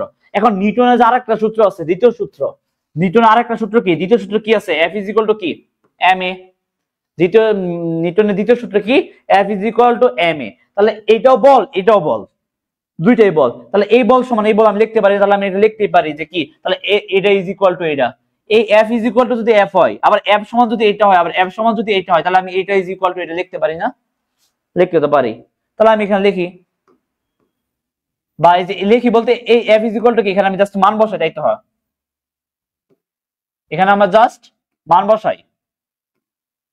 চলো এখানে এফ ইজ ইকুয়াল টু আমরা কি বসাবো এম এ, তাহলে এম ইজ ইকুয়াল টু থাকতেছে কি জি ইনটু এম এ বলতে কি ত্বরণ, আমি ত্বরণ হিসাব করি, যদি আমি হিসাব করি তাহলে আমি এখানে কি M G, F is equal to কি এম জি না, এখানে থাকতেছে কি জি ইনটু এম বাই কি আর স্কয়ার। আচ্ছা, তাহলে এম আর এম কি কাটাকাটি, তাহলে এই জিটা যদি আমি নিয়ে আসি তাহলে কি হচ্ছে জি এম এম বাই কি আর স্কয়ার ইনটু কি এই যে এমটা এই পাশে আসলে কি ভাগাকার হয়ে যাবে না, ভাগাকার হয়ে যাবে। তাহলে এই এম আর এই এম কি কাটাকাটি,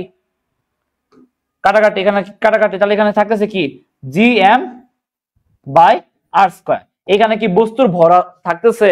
দেখো তো এখানে কি পাইলাম, এটা জি ইজ ইকুয়াল টু, অতএব জি ইজ ইকুয়াল টু কি পাইলাম, জি ইজ ইকুয়াল টু পাইলাম কি G M by R square.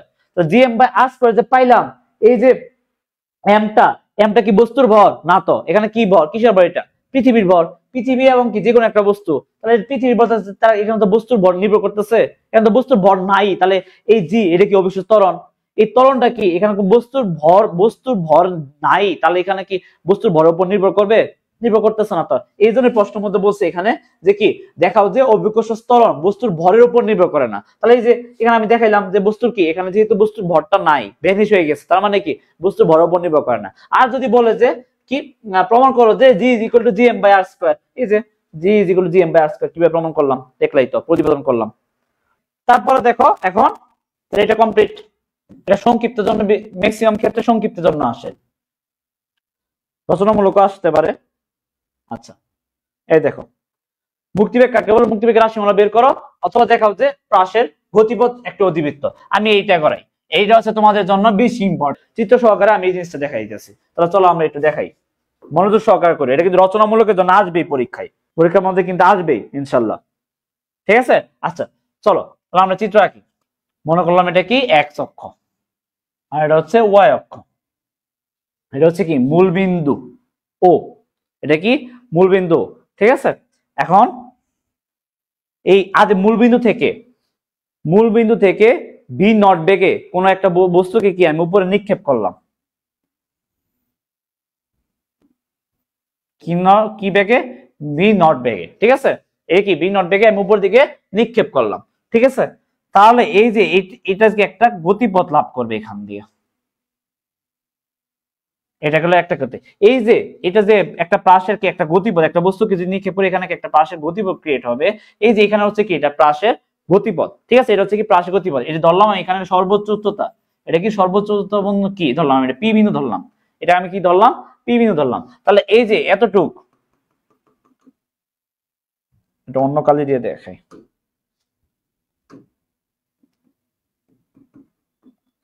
X আর এতটুকু কি আমি ধরলাম এক্স, আর তাহলে এতটুকু উচ্চতা কত, ওয়াই, আমি এতটুকু আমি কি ধরলাম, ওয়াই ধরলাম, ঠিক আছে। এতটুকু পর্যন্ত আমি কি ধরলাম, ওয়াই ধরলাম। আচ্ছা তাহলে আমি লেখবা প্রথমে কি মনে করি ও বিন্দু থেকে একটা কি স্থির অবস্থা থেকে বি নট বেগে উপর দিকে কি আমি একটা কি মূল বিন্দু, এটা মূল বিন্দু লিখতে পারো, ও বিন্দু বলতে মূল বিন্দুই তো। তাহলে মূল বিন্দু থেকে বি নট বেগে কোন বস্তুকে আমি নিক্ষেপ করলাম, সেটা কি একটা গতিপথ লাভ করতেছে, গতিপথ হচ্ছে কি প্রাসের গতিপথ, যেটাকে আমরা বলি। এখন প্রশ্ন হচ্ছে প্রাসের গতিপথ একটি কি প্রাসের গতিপথ একটি কি অধিবৃত্তাকার বা অধিবৃত্তাকার, এটা কি আমার প্রমাণ করতে বলছে, তাই তো। মানে অর্থাৎ কি বোঝাচ্ছে, এখানে প্রমাণ করতে হবে y ইজ ইকুয়াল টু কি bx মাইনাস cx স্কয়ার, এটা কি আমার প্রমাণ করতে বলছে, তাই তো। এটা হচ্ছে কি অধিবৃত্তাকার, মানে এই গ্রাফ থেকে যদি আমরা ওটা প্রমাণ করতে পারি তাহলে হচ্ছে আমার এটা হয়ে যাবে, ঠিক আছে। তাহলে এটা হয়ে গেল। এখন এটা বুঝার আগে তোমার আগে যে জিনিসটা বুঝতে হবে সেটা হচ্ছে কি, তোমাকে এখানে কয়েকটা জিনিস বুঝতে হবে। কি বুঝতে হবে, দেখো উপাংশ কি তোমরা যে তোমাদের হয়তো আমি ভেক্টর পড়াইছিলাম, একদিন শুরু করছিলাম, হয়তো পুরোটা কমপ্লিট করতে পারি না তখন, ঠিক আছে। ভেক্টর যেহেতু এখন অনেকে পড়ে, তোমাদের স্বাধীন স্যারও পড়াইছে, তাই তো। ভেক্টর আবার তোমাদের অনেক স্যারের রেকর্ড ক্লাসও আছে ওইখানে। ভেক্টর উপাংশ কোন বস্তুকে যদি আমি ভি বেগে ধর একটা আছে এখানে আমি বি নট বেগে আমি যদি কোনো কিছু একটা নিক্ষেপ করি, উপরে যদি নিক্ষেপ করি, সেটা কি আনুভূমিক বরাবর একটা কাজ করে, আর একটা হচ্ছে কি উলম্ব বরাবর একটা কাজ করে ব্যাগ। এই ব্যাগটা যখন কি দুই অংশে ভাগ হয়ে যায়, দুইটা উপাংশে ভাগ হয়ে যায়, একটা আনুভূমিক বরাবর আর একটা হচ্ছে কি উলম্ব বরাবর। আনুভূমিক বরাবর যখন যায় সেটাকে হয় কি, তখন হয় হচ্ছে V naught cos theta, V naught কি কস থিটা। আর এই মানে এই যে এই ব্যাগটা, এই ভি ব্যাগটা এটা হচ্ছে দুইটা অংশে বিভক্ত হয়ে যায়, একটা হচ্ছে আনুভূমিক অংশে আর একটা হচ্ছে কি উলম্ব অংশ, উলম্ব মানে কি যে লম্ব বরাবর। তাহলে এই যে ভি নট হচ্ছে কি বি নট কস থিটা, আর উলম্ব অংশ এটা হচ্ছে কি এক্স অক্ষ বরাবর, এটা হচ্ছে কি এক্স অক্ষ বরাবর। আর ওয়াই অক্ষ বরাবর মানে উলম্ব অংশ বরাবর যেটা যায় সেটা হচ্ছে কি B nought sine theta, B nought কি সাইন থিটা, এটা ওয়াই অংশ বরাবর অর্থাৎ উলম্ব অংশ বরাবর। ঠিক সেম ভাবে এই যে এখানে যে আমরা করব, এখানে আমরা কি করব, এখন এই যে চিত্রের মধ্যে আমরা এখন দেখব কি এক্স অক্ষ বরাবর, এখানে কি আমি বাংলাগুলো লিখতেছি না, ঠিক আছে? এখানে বাংলাগুলো লিখবা যে মনে করি, এই যেগুলো বাংলাগুলো লিখে নিবা, ও বিন্দু থেকে কোনো কিছু নিক্ষেপ করলাম বি নট, এগুলো লিখে নিবা। কি হচ্ছে এখানে আমি কি দিব, এক্স অক্ষ বরাবর, এক্স অক্ষ বরাবর যে দূরত্ব আমি ধরলাম, এই যে পি বিন্দু যেটা হিসাব করছিলাম, পি বিন্দু যেটা আমি হিসাব করছিলাম, এখানে যদি আমি হিসাব করি এতটুকু দূরত্ব আমি এক্স ধরলাম, তাহলে এক্স বরাবর পি পি বিন্দুতে ধরলাম, পি বিন্দুতে এক্স কমা ওয়াই, ঠিক আছে? পি বিন্দুতে কি এক্স কমা ওয়াই মানে সর্বোচ্চ উচ্চতা। তাহলে এই যে এতটুকু গতিপথের যে একটা উচ্চতা, এখন হচ্ছে কি এখান থেকে এতটুকু এক্স অক্ষ বরাবর যে সরণ ঘটে, এক্স অক্ষ বরাবর, এক্স অক্ষ বরাবর যে সরণ ঘটে, আবার ওয়াই অক্ষ বরাবর যে সরণ ঘটে, ওয়াই অক্ষ বরাবর, এটা আমরা দূরত্বটা আমরা বের করে নিই। তাহলে এক্স অক্ষ বরাবর সরণ, সরণ এস ইজ ইকুয়াল টু কি আমরা শিখছিলাম কি, U T plus half G T square, U T plus half G T square, এটা তো পড়ছিলাম। U T S is equal to আমরা পড়ছিলাম না, U T plus half G T square. কারণ কি আমি তো প্রথমে বলছি অভিকর্ষ ত্বরণ কি উপর নিচে হয় কি অভিকর্ষ ত্বরণ, তাহলে যেহেতু উপরে নিক্ষেপ করছি তার মানে এটা জি হইতেছে, এখানে এ লিখলাম না, এখানে কি লিখছি, জি লিখছি, তাই তো? কিসের জন্য উপর নিচে হইতেছে, এখানে এখানে তো গতিপথ ওইটাই হইতেছে, তাই না? আচ্ছা, তো জি, তাহলে U T plus half G T square. তাহলে সরণটা আমি কি ধরে নিছি, এই যে এতটুকু দূরত্ব বের, তাহলে আমি সরণটা কি এক্স ধরে নিছি, তাহলে আমি এখানে ওই জিনিসটা বসাবো, এক্স অক্ষ বরাবর, এক্স অক্ষ বরাবর সরণ কি এখানে লিখে দিবা, এক্স অক্ষ বরাবর সরণ এক্স ইজ ইকুয়াল টু কি, X is equal to U T, U T plus half G T square, তাই তো? U T plus half G T square. আচ্ছা, এটা গেল। তারপরে ইউ আদি বেগ কত, যে বললাম যে বেগে গেছে, তাহলে ভি নট এক্স অক্ষ বরাবর কি, এক্স অক্ষ বরাবর কি শিখছি, বি নট, একটু আগে শিখে দিলাম বি নট কি কস থিটা। আর ওয়াই অক্ষ বরাবর যে বেগটা, সেই বেগ কি হবে, ওয়াই অক্ষ বরাবর যে বেগ বি নট সাইন থিটা। তাহলে ইউ এর জায়গায় আমরা কি বসাবো, বি নট কস থিটা, যেটা আনুভূমিক বরাবর কস থিটা ইনটু কি আছে, ইনটু টি প্লাস হাফ। দেখো তো আনুভূমিক বরাবর, এটা কি কোনো কিছু উপরে উঠছে, উপর তো উঠে নাই, তাহলে কি এখানে কি ত্বরণ আছে, ত্বরণ তো নাই, আনুভূমিক বরাবর গেছে, এখানে এখানে কি সমতলেই আছে, কোনো কিছু উপর না উঠলে সেখানে কি ত্বরণ ক্রিয়েট হবে, ওখানে উপর তো এটা উপরে যাই না, তাহলে এটা বেগ প্রাপ্ত হবে কিভাবে? তাহলে এখানে কি এই যে এখানে জি এর মান কত হবে, শূন্য, তো শূন্য ইনটু কি টি স্কয়ার। আচ্ছা, তাহলে এটা গেল টি স্কয়ার, আনুভূমিক বরাবর জি এর মান কত থাকে, শূন্য থাকে, তাহলে এটা গেল, তাহলে এটা পুরোটা মান শূন্য, শূন্য সাথে যাই গুণ করে না কেন শূন্যই হবে ওইখানে। তাহলে এখানে থাকতেছে কি B not cos cos theta into কি থাকতেছে টি, আর এখানে কি আছে এক্স। দেখো এই যে টি, এই টি যদি জানি তাহলে কি এই যে এইটা, এই যে এই মানটা, এই মানটা কি হবে, এই পাশে আসলে কি ভাগ হয়ে যাবে না, এটি করবে এখন T, T is equal to কি এক্স বাই কি হবে, x by B not cos theta. T এর মান পাইলাম আমি এখানে, এখানে আমি টি এর মান পাইলাম, থাকুক এখানে কি টি এর মান পাইলাম। এখন ওই যে এটা এক্স অক্ষ বরাবর পাইলাম, এক্স অক্ষ বরাবর জিনিসটা পাইছি, এখন ওয়াই অক্ষ বরাবর, এখন কি ওয়াই অক্ষ বরাবর, ওয়াই অক্ষ বরাবর উপাংশ আমরা কি পাইছিলাম, ওয়াই অক্ষ বরাবর, ওয়াই অক্ষ বরাবর সরণ কি, ওয়াই অক্ষ বরাবর সেম ভাবে ওইটার মতোই ওয়াই অক্ষ বরাবর এর লিখে নিব, ওয়াই অক্ষ বরাবর সরণ, ওয়াই অক্ষ বরাবর সরণ কি U T plus half G T square. এখন ইউ এর মান কত, ওই যে B nought sine theta, Y অক্ষ বরাবর কি বি নট সাইন থিটা, একটু আগে আমি দেখাইছি, এই যে এখানে দেখাইলাম না, এই যে এক্স অক্ষ বরাবর থাকে কি cos theta, B not cos theta, Y অক্ষ বরাবর কি সাইন থিটা। আচ্ছা, এটা গেল উপাংশ ইনটু কি হবে টি প্লাস হাফ। আচ্ছা, এই জি কোনো কিছু নিচ থেকে উপরে নিক্ষেপ করছো, কোনো কিছু নিচ থেকে উপরে নিক্ষেপ করছো, তার মানে কি ওই জিটা কি হবে, জি কোন দিকে টানে, জি কি উপর থেকে নিচের দিকে টানে না, আর তুমি নিতেছো নিচ থেকে উপরে, তার মানে বিপরীত দিকে দিতেছো, তার মানে কি জি এর মান কি মাইনাস হবে না? জি কি অলওয়েজ কি টানে, দেখো যে কোনো কিছু ধরো ছেড়ে দিলে, কোনো কিছু ছেড়ে দিলে নিচে পড়ে কেন, কারণ অভিকর্ষ ত্বরণ আছে, ত্বরণ কি কেন্দ্রের দিকে টানে, তার মানে কি তুমি দেখো এখানে নিচ থেকে উপরে যতই দেও না কেন একটা টাইমে নিচেই পড়বে, কারণ কি নিচের দিকে টানতেছে, তার মানে তুমি এটা নিচ থেকে উপরে দিতেছো। আমি তো বলছি যে ও বিন্দু থেকে উপর দিকে নিক্ষেপ করছিল, তার মানে কি বিপরীত দিকে তুমি দিচ্ছ, তার মানে জি এর মান কি হবে এখানে নেগেটিভ। তাহলে এখানে জি এর মান তুমি ডিরেক্ট বসাই দাও, প্লাস মাইনাস কি হবে নেগেটিভ, নেগেটিভ কি হবে জি, এখানে কি হবে টি স্কয়ার, তাই তো এখানে টি স্কয়ার। আচ্ছা, এখন কি করবা, এখন এই যে দেখো এই টি এর মানগুলো বসাই দাও, এই যে টি এই যে টি, এই দুইটা টি এর মান এটাকে আমি পাইলাম না x by B naught cos theta, ওই মানটা জাস্ট বসাই দাও। এখানে কি আছে b naught sin theta into এখানে কি বসাই দিবা, এখানে টি এর মান বসাই দিবা। টি এর মান কি x বাই কি হবে b naught cos theta minus half into g into কি টি স্কোয়ার মান কত, ওই যেটা এক্স বাই কি B not cos theta whole square, তাই তো? এই লাইনটা করছে।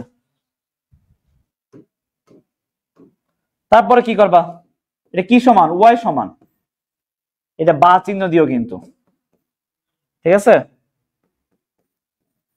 ওয়াই সমান কি পেতেছে এখন, এই দেখো এইটা যদি আমি দেখাই, এই ভি নট আর ভি নট কি কাটাকাটি না, এই ভি নট আর ভি নট কি কাটাকাটি, তাহলে থাকতেছে দেখো এখানে আমি লিখতে পারি এক্স, এখানে থাকতেছে কি সাইন থিটা বাই কি কস থিটা, আমি এক্সটা সামনে নিয়ে আসলাম মাইনাস, এখানে দেখো এখানে আমরা কি লিখতে পারি,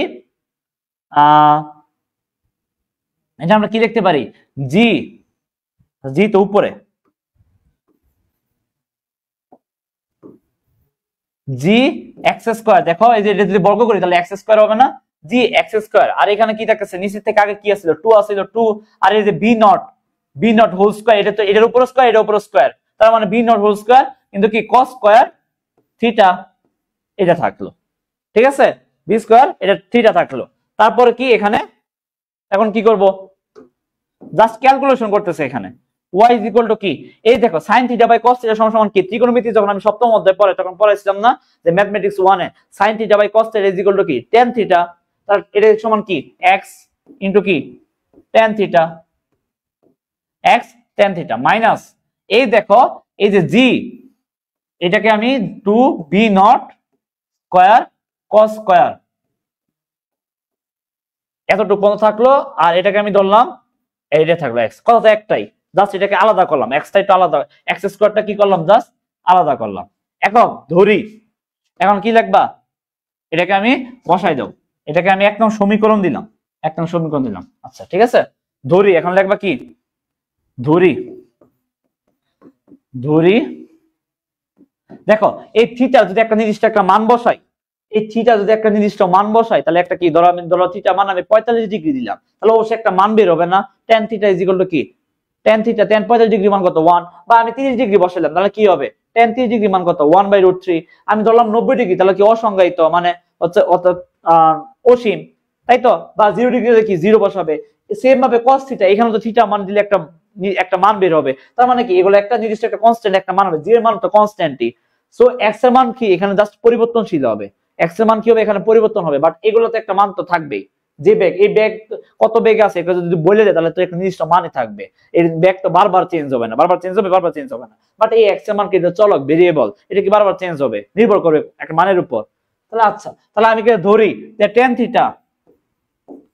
tan theta is equal to কি বি, ইকুয়াল টু বি ধরলাম, এটাকে আমরা কি ধরলাম বি ধরলাম, এবং কি এই যে দেখো জি বাই ওই g by 2 v not square cos square theta, এটাকে আমি ধরলাম কি সি, এটাকে আমি কি ধরলাম সি ধরলাম, তাহলে এইটাকে যদি আমি বি ধরি এটাকে যদি সি ধরি তাহলে আমি দুই নঙ্গে যদি মানটা বসাই দেই বি এবং সি, এই tan থিটা এবং g by 2 v not square cos square থিটার মান যদি আমি বসাই দেই তাহলে কি আমি পাই যাবো না, সমীকরণ কি পাবো তাহলে, অতএব সমীকরণ কি পাবো y ইজ ইকুয়াল টু কি হবো, দেখো তো এই মানটা যদি আমি এখন tan থিটার পরিবর্তে যেখানে যদি tan থিটার পরিবর্তে আমি বি বসাই আর এই পুরোটা বসাই যদি আমি সি বসাই তাহলে আমি কি bx minus c x square পাবো না, এই যে bx minus c x square, যা কি অধিবৃত্তের সমীকরণ, অতএব লেখবা কি সুতরাং কি প্রাসের গতিপথ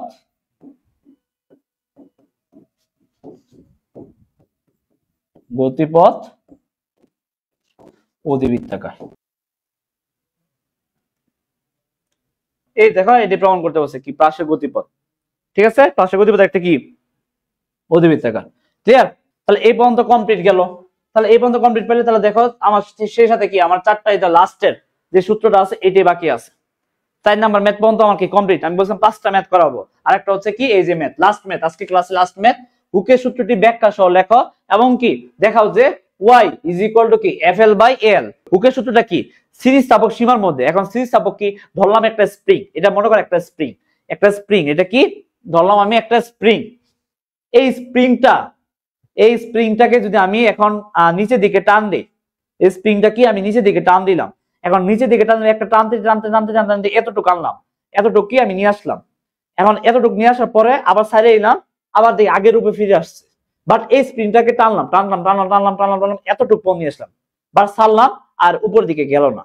এই যে একটা নির্দিষ্ট সীমা পর্যন্ত কি বস্তুটাকে আমি ছাড়িয়ে দেওয়ার পরে কি আগের রূপে ফিরে আসতেছে।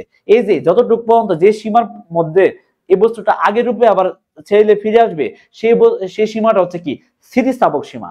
যদি এটা যে অবস্থায় নেওয়ার পরে আর আগের রূপে ফিরতে আসে, তার মানে কি ওইটা স্থিতিস্থাপক সীমার বাইরে চলে গেছে। ওইটা কি চলে গেছে? স্থিতিস্থাপক সীমার কি বাইরে চলে গেছে। বুঝতে পারছে স্থিতিস্থাপক জিনিসটা কি? স্থিতিস্থাপক জিনিসটা হচ্ছে কি এটা কি। আর হুকের সূত্রটা কি? হুকের সূত্রটা উনি বলছেন যে কি স্থিতিস্থাপক সীমার মধ্যে কি বললাম, স্থিতিস্থাপক সীমার মধ্যে পীড়ন বিকৃতির কি সমানুপাতিক। এখন স্যার পীড়ন আর বিকৃতি কি?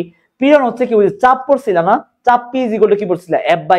একক ক্ষেত্রফলের উপর যে বল প্রয়োগ করা হয় সেটা হচ্ছে কি তার অনুপাতটা হচ্ছে একক ক্ষেত্রফল যে বল প্রযুক্ত হয় সেটা হচ্ছে কি তার চাপ।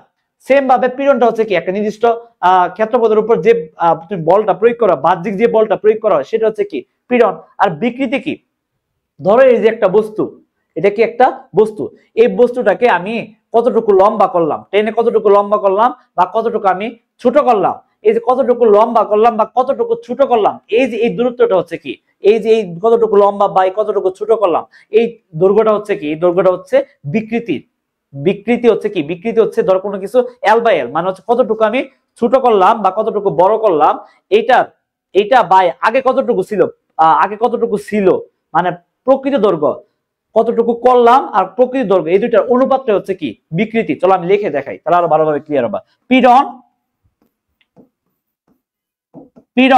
পীড়ন সমান কি? পীড়ন সমান F/A চাপের মতো। বিকৃতি কি? বিকৃতি = কি L/L। এই যে L/L লিখলাম, এই দেখো একটা ছোট হাতের L একটা বড় হাতের L। ছোট হাতের L কোনটা? ছোট হাতের L কতটুকু আমি ওই যে বললাম একটা ধরো একটা স্প্রিং, এই স্প্রিংকে আমি টেনে এতটুকু বন্ধ নিলাম, এখন কতটুকু ছিল আগে ওইটুক থেকে কতটুকু লম্বা করলাম, এই যে যতটুকু লম্বা করলাম সেটা হচ্ছে কি এই ছোট হাতের L মানে হচ্ছে কতটুকু লম্বা করলাম। আর প্রকৃত দৈর্ঘ্য কোনটা? এই যে বড় হাতের L যেটা হচ্ছে কি প্রকৃত দৈর্ঘ্য, এটা হচ্ছে কি প্রকৃত দৈর্ঘ্য। এই যে আগে থেকে যে এতটুকু ছিল এটা মানে কি প্রকৃত দৈর্ঘ্য। এই যে কতটুকু লম্বা করলাম বা কতটুকু ছোট করলাম এইটা বা কতটুকু, এটা যদি শুদ্ধ ভাষায় বলতে চাও তাহলে কি সংকুচিত বা প্রসারিত, কতটুকু সংকুচিত করলা বা কতটুকু প্রসারিত করলা, এই সংকুচিত বা প্রসারিত পরিমাণ এবং কি প্রকৃত দৈর্ঘ্যের যে পরিমাণ এই দুটার অনুপাতটা হচ্ছে কি বিকৃতি। এই দুইটার অনুপাত কি বিকৃতি। আর পীড়ন তো দেখলাম একক ক্ষেত্রফলের উপর যে প্রযুক্ত বাহ্যিক যে বলটা প্রয়োগ করা হচ্ছে সেটা হচ্ছে কি পীড়ন। এখন বলছে হুকের সূত্রটা কি? হুকের সূত্র অনুযায়ী কি? হুকের সূত্র অনুযায়ী কি বলছে? হুকের সূত্র অনুযায়ী কি স্থিতিস্থাপক সীমার মধ্যে পীড়ন কিসের সমানুপাতিক? বিকৃতির সমানুপাতিক। পীড়ন কিসের সমানুপাতিক? বিকৃতির সমানুপাতিক। ঠিক আছে, পীড়ন কিসের সমানুপাতিক? বিকৃতির সমানুপাতিক। তাহলে স্থিতিস্থাপক সীমার মধ্যে পীড়ন বিকৃতির সমানুপাতিক। তাহলে বিকৃতির সমানুপাতিক, চলো আমরা এটা করি। তাহলে পীড়ন F = পীড়ন সমান কি জানি F/A। পীড়ন সমান আমরা কি জানি F/A। তাহলে সমানুপাতিক কি পাইতেছি আমরা? পীড়ন সমানুপাতিক কি বিকৃতির কি সমানুপাতিক, তাই তো? তাহলে বিকৃতি আমরা সমান কি পাইতেছি L/L, তাই না? FL/L/L। আচ্ছা এটা গেল। আচ্ছা এখন এই পীড়ন বা বিকৃতির যে সমানুপাতিক পাইলাম, পীড়ন বা বিকৃতির কি সমানুপাতিক অনুপাত, এর অনুপাত কি সমানুপাতিক। আচ্ছা পীড়ন এবং বিকৃতির অনুপাত একটা কি সমানুপাতিক। হুকের সূত্র পীড়ন সমানুপাতিক বিকৃতি। আচ্ছা এটা গেল। তাহলে কি এটা থেকে আনলে আমি এখান থেকে যদি আমি একটা নিয়ে আসি, তাহলে এটা যদি এই পাশে নিয়ে আসি তাহলে বিকৃতি পীড়ন বাই বিকৃতি নিয়ে আসতাম, তাহলে পীড়ন বাই FL/AL। আমি যদি এখন এটা চিন্তা করি যে কি ঠিক আছে এটা কি একটা স্থিতিস্থাপক যেটা বললাম, এটা যদি আমি কনভার্ট করি কি হবে? পীড়ন বাই কি বিকৃতির কি অনুপাত একটা একটা কি গুণাঙ্ক হিসাব করবে, একটা কি একটা ধ্রুবক হিসাব করে। এই ধ্রুবকটাকে আমরা কি বলা হয়? ওয়াই দ্বারা প্রকাশ করা হয়। কি দ্বারা হিসাব করা হয়? ওয়াই দ্বারা হিসাব করা হয়। এটা কি ওয়াই দ্বারা প্রকাশ করা হয়, হিসাব বলতে প্রকাশ করা হয়। কি এটা? এই ওয়াইটা কি স্থিতিস্থাপক গুণাঙ্ক। ওয়াইটা কি দ্বারা? স্থিতিস্থাপক গুণাঙ্ক। এটাকে কি বলা হয়? বা এটাকে আবার কি বলতে পারো? ইয়াং গুণাঙ্ক। এটাকে আবার কি বলো? ইয়াং গুণাঙ্ক। স্থিতিস্থাপক সীমার মধ্যে পীড়ন বিকৃতি অনুপাত, পীড়ন বিকৃতি কি অনুপাত একটা সর্বদা একটা ধ্রুবক নির্দেশ করে। ধ্রুবকটা হচ্ছে কি? একটা হচ্ছে কি এই ইয়াং গুণাঙ্ক বা স্থিতিস্থাপক গুণাঙ্ক। তাহলে পীড়ন বা ধ্রুবক এটা আছে। তাহলে এটাকে আমি যদি আমি লিখি তাহলে কি পাইতেছি? এফ বাই এ ইন্টু কি পাইতেছি? এটা যদি আমি উপর নিয়ে যাই তাহলে কি পাইতেছি? L by l. তাহলে আমি এখানে কি পাইলাম? এফ এল বাই এ এল, ছোট হাতের এল। হুকের সূত্র কি? হুকের সূত্র হচ্ছে স্থিতিস্থাপক সীমার মধ্যে পীড়ন বিকৃতির কি সমানুপাতিক। এই যে স্থিতিস্থাপক সীমার মধ্যে পীড়ন বিকৃতির কি সমানুপাতিক দিলাম। তারপরে কি এই সমানুপাতিক চিহ্নটা যদি আমি তুলে ফেলতে চাই, যে সমান দিয়ে দেয়, তাহলে একটা ধ্রুবক আনতে হবে। এই যে আমি একটা ধ্রুবক নিয়ে আসলাম, ধ্রুবক নিয়ে আসলে ইন্টু বিকৃতি থাকলো। এখন ধ্রুবক ইজ ইকুয়াল টু কি পীড়ন বাই বিকৃতি। এই যে ধ্রুবক থাকলো, এই ধ্রুবকটা তাহলে কি এই পাশে কি হয়ে যাবে? ধ্রুবকটা যদি থাকে বিকৃতি এই পাশে ভাগ হয়ে যাবে না? এই যে ধ্রুবক ইজ ইকুয়াল টু কি পীড়ন বাই বিকৃতি। এখন এই লাইনটা কি? এই যে এই লাইনটা, এই যে ধ্রুবককে আমরা কি দ্বারা প্রকাশ করলাম? ওয়াই দ্বারা প্রকাশ করলাম। কি দ্বারা প্রকাশ করলাম? ওয়াই দ্বারা। আর পীড়ন সমান সমান কি? এফ বাই এ। আর বিকৃতি সমান সমান কি? L by l. তাহলে এফ বাই এ ইন্টু কি এই যে এখন যদি এই ভাগ করে ভাগাকার আছে গুণাকার হলে এলটা লব হয়ে যাবে, হর হয়ে যাবে কি লব। এই জিনিসটাই করছে এখন। আচ্ছা, তাহলে আজকে ক্লাসের এই পর্যন্তই। ঠিক আছে, আমরা কি 5টা ম্যাথ করেছিলাম না? দেখো সাজেশন মূলক এখান থেকে তোমাদের ইনশাআল্লাহ, আল্লাহ যদি রহমত করে, আল্লাহ যদি সহায়ক হয়, আর তুমি যদি নিজে পরিশ্রম করে থাকো, ইনশাআল্লাহ দেখবা সবকিছু তোমার এখান থেকে কমন পড়ে। বেসিক সহ পড়াইছি 5টা ম্যাথ। এই 5টা ম্যাথের মধ্যে আরো 2টা ম্যাথ অ্যাড করে দিতেছি। s = ut + ½ at স্কয়ার একটা, আর একটা কি b² = u² + 2s এর প্রতিপাদন। আরেকটা ম্যাথ ওই যে তম সেকেন্ডে কতটুকু দূরত্ব, হয়েছে 5 সেকেন্ডে কতটুকু দূরত্ব অতিক্রম করছে, আর একটা কি 5তম সেকেন্ডে কতটুকু দূরত্ব অতিক্রম করছে। এই 2টা ম্যাথ, এখানে 5টা ম্যাথ। এই 7টা ম্যাথ যদি তুমি করো, ইনশাআল্লাহ তোমার পরীক্ষা, তোমাদের সেমিস্টার বলো আর মিড টার্ম বলো, সব জায়গায় দেখবা তুমি কমন পাবা ইনশাআল্লাহ। আচ্ছা, তাহলে ভালো থাকো, সুস্থ থাকো, আমার জন্য দোয়া করো যাতে পরবর্তীতে আবার কোনো একটা সাবজেক্টের সাজেশন মূলক ক্লাস নিয়ে তোমাদের সামনে আসতে পারি। আজকে এই পর্যন্তই। আল্লাহ হাফেজ।